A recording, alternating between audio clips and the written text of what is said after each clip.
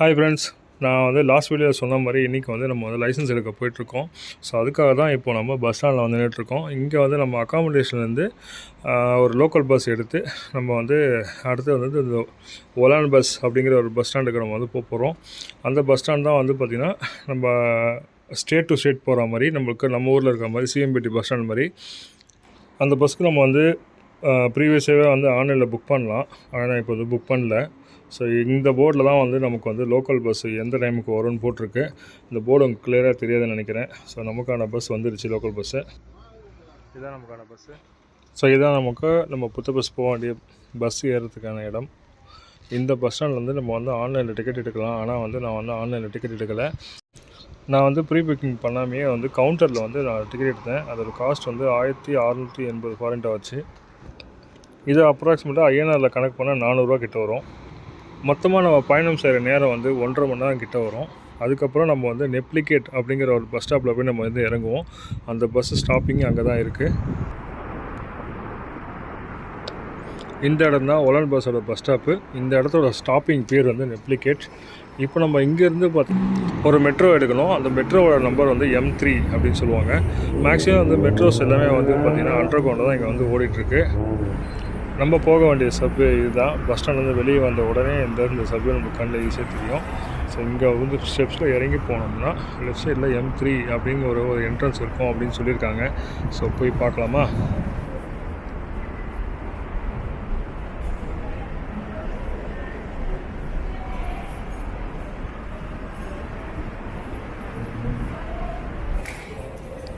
இதுதான் வந்து நம்ம டிக்கெட் வாங்குகிற மிஷினு.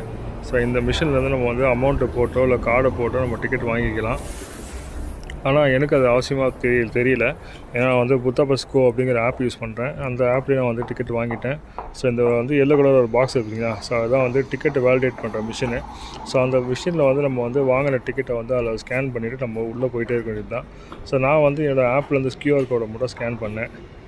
ஸோ இப்போ சப்வே நம்ம ட்ரெயின் வர பிளாட்ஃபார்மை நோக்கி நம்ம வந்து போயிட்டுருக்கோம்.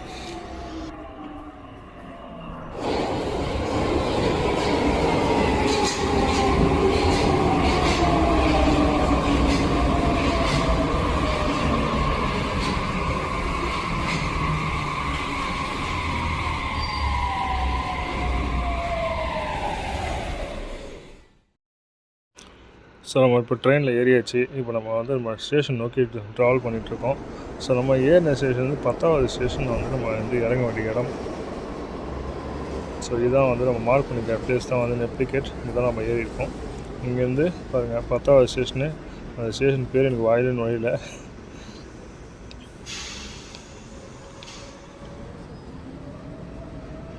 ஓகேங்களா, அந்த டைஸோ அப்படின்ட்டு இருக்குங்களா, ஸோ அங்கே தான் வந்து நம்ம வந்து இறங்க போகிறோம்.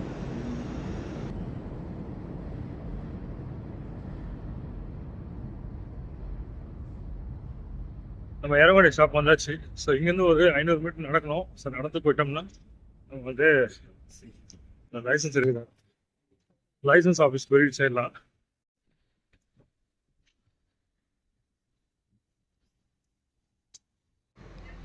இப்போ நம்ம அந்த பிளேஸ்க்கு வந்துட்டோம். இதுதான் அந்த ஆஃபீஸோட லொக்கேஷனு. ஸோ இங்கே வந்து பார்த்திங்கன்னா வந்து அப்பாயின்மெண்ட் பேசிக்கில் தான் வந்து நம்ம இங்கே வர முடியும். அப்பாயின்மெண்ட் இல்லாமல் நம்ம டாக்குமெண்ட்ஸ் வந்து கொண்டு வந்தோம் அப்படின்னா அவங்க வந்து ரிஜெக்ட் பண்ணி அமுச்சிடுவாங்க. அப்பாயின்மெண்ட் புக் பண்ணிட்டு வாங்கன்னு சொல்லுவாங்க. அந்த விஷயம் எனக்கு முன்னாடியே தெரிஞ்சதால் வந்து அப்பாயின்மெண்ட் தான் போயிருந்தேன்.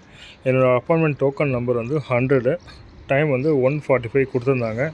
நம்ம அங்கே போகிறது, லைசன்ஸ் அப்ளை பண்ணுறது எல்லாமே ஈஸியான விஷயந்தான். காசு கூட கொடுத்துடலாம். ஆனால் நம்ம தேவையான டாக்குமெண்ட்ஸ் எடுத்து வைக்கணும். ஸோ அதுக்கு என்னென்ன டாக்குமெண்ட்ஸ் வேணும் அப்படிங்கிறது நம்ம வந்து ஃபஸ்ட்டு வந்து ப்ரிப்பேர் பண்ணி அரேஞ்ச் பண்ணி வச்சுக்கணும். எல்லா டாக்குமெண்ட்டும் கரெக்டாக இருக்கான்னு வச்சு பார்க்கணும். அதுக்கு என்ன டாக்குமெண்ட்ஸ் தேவைன்னு பார்த்தீங்கன்னா ஸோ அது பாருங்கள். அப்புறம் இதை வந்து ஆர்கனைஸ் பண்ணோம். இப்போ இந்தியன் டாக்குமெண்ட்னா Indian passport, international driving permit, நம்ம டிரைவிங் லைசன்ஸ். நம்ம இதை வந்து ஊர்லேருந்து கொண்டு வரும்போது எல்லா நேம் கரெக்ஷன்லாம் இல்லாமல் பக்காவாக வந்து நம்ம எல்லாமே டிட்டோ ஒரே மாதிரி இருக்கா அப்படின்னு பார்த்து நம்ம கொண்டு வரணும். ஸோ அடுத்த வருஷம் நம்ம இங்கே வாங்குகிற கார்டு, நம்மளோட GKI card, power certificate, medical document. So நம்ம லைசன்ஸை வந்து இந்தியன் நம்ம கார்டு இருக்குல்ல, அந்த கார்டை வந்து இங்கே வந்து டிரான்ஸ்லேட் பண்ணுவாங்க. ஹங்கேரியன் லாங்குவேஜுக்கு ஒரு டிரான்ஸ்லேட் பண்ணி ஒரு A4 ஷீட்டில் வந்து கொடுப்பாங்க. ஸோ அதுவும் வாங்கி வச்சுன்னா அதை பண்ணுறதுக்கு நமக்கு வந்து 15 பாயிண்ட் செலவாகும். ஸோ அது நம்ம தான் எடுத்துக்கணும், கம்பெனி எடுத்து கொடுக்காது. சரிங்களா? ஸோ அதை எடுத்து வச்சிடும். ஸோ இந்த டாக்குமெண்ட்லாம் வச்சு நம்ம வந்து இதெல்லாம் அரேஞ்ச் பண்ணி நம்ம வந்து ஆர்டிஓஸ் கொண்டு போனோம், அங்கே வந்து லைசன்ஸ் ஆஃபீஸ் கொண்டு போனோம்னா ஸோ அவங்க வந்து நம்ம இதெல்லாம் செக் பண்ணி வெரிஃபை பண்ணிவிட்டு நமக்கு பண்ணிவிடுவாங்க. அப்படியே நேரம் போட்டுன்னு கொஞ்ச நேரம் டைம் பாஸ் பண்ணிகிட்டே இருந்தேன். ஸோ என் டைமும் வந்துச்சு, என்னையும் வந்து கூப்பிட்டாங்க. ஸோ இப்போ வந்து கவுண்டரில் உட்காந்துருக்கேன்.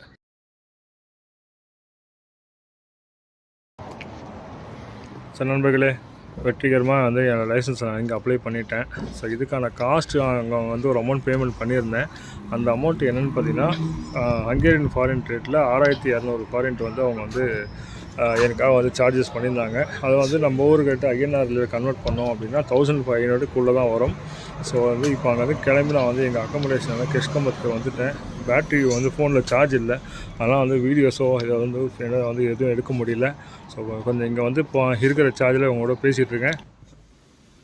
ஸோ அன்றைக்கி லைசன்ஸ் எடுத்து நான் அப்ளை பண்ணிவிட்டு வந்துட்டேன். ஸோ சார்ஜ் இல்லாமல் வந்து ஃபோனை வீடியோ கண்டினியூ பண்ண முடியாமல் போச்சு. இருந்தாலும் பரவாயில்ல. ஸோ அப்படியே நாட்கள் கடந்து போச்சு. ஒரு வாரம் கிட்ட ஆகிடுச்சு. ஸோ ஒரு வாரம் முடித்து நம்ம வந்து டைம் வரும்போது நமக்கு என்ன பண்ணிட்டாங்கன்னு பார்த்தீங்கன்னா, நமக்கு அக்காமடேஷன் வேறு பிளேஸ்க்கு மாற்றிட்டாங்க. ஸோ நம்ம வந்து அங்கேருந்து நம்ம கெஷ்கம்பத்துலேருந்து ஒரு 300 கிலோமீட்டர் தள்ளி வந்துட்டோம். ஸோ இங்கே வந்ததால் நம்ம டைமுக்கு நமக்காக போய் லைசன்ஸ் வாங்க முடியாமல் போயிடுச்சு.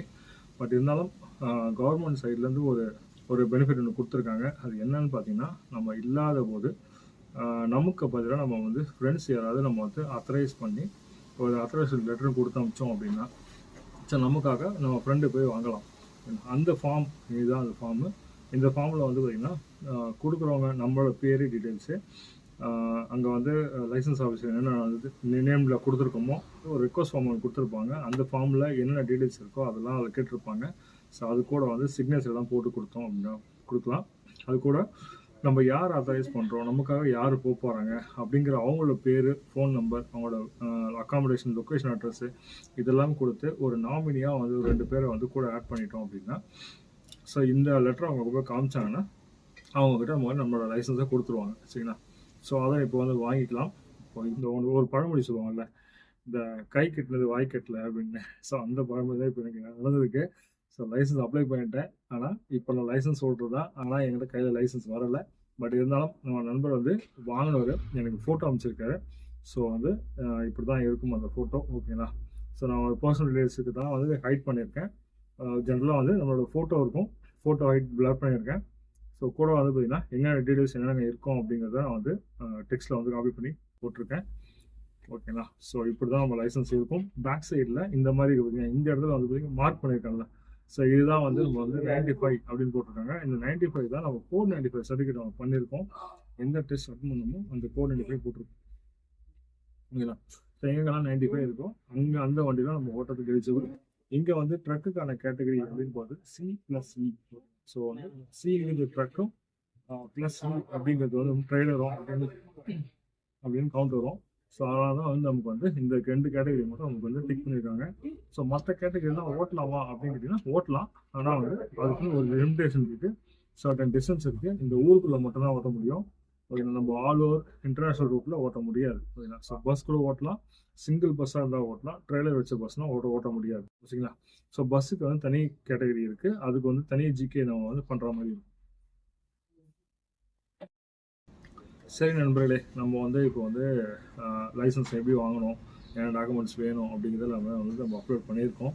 ஸோ உங்களுக்கு தான் அந்த வீடியோ யூஸ்ஃபுல்லாக இருக்க நம்புகிறேன். ஓகேங்களா? ஸோ நம்ம நெக்ஸ்ட் வீடியோவில் வந்து கூடிய சீக்கிரம் சந்திப்போம். பாய்.